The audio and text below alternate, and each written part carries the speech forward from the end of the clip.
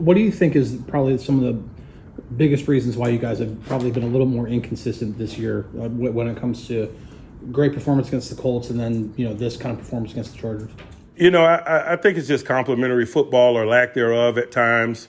There have been some games where we haven't played the way we desired defensively due to tangible and intangible reasons. There have been a couple of games offensively where we've done similar things. And I just think that the more that you can come to the party with a high level of consistency in all three phases, the better chance you have to play positive complementary football. And there's certainly been several weeks where one way or the other we've been lacking in a certain component of our collective that's made the engineer the victory a little bit more challenging. Obviously, there's individual aspects of why whatever unit was struggling, but is there anything you do globally for the whole team to try to foster better complementary footballs, or something you can inject into the team at this point? Well, largely on a routine basis, not in a reactionary sort of way. We work to have as much competitive football as we can have. Steelers versus Steelers.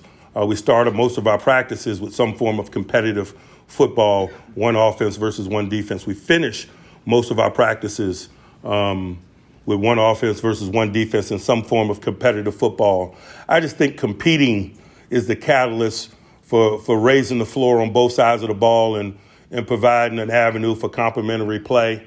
But we don't wait for us to be lacking in a particular area before we do that. That's just part of how we choose to approach it culturally. I think there's no substitute for high-level competition. That's what waits on us in stadiums.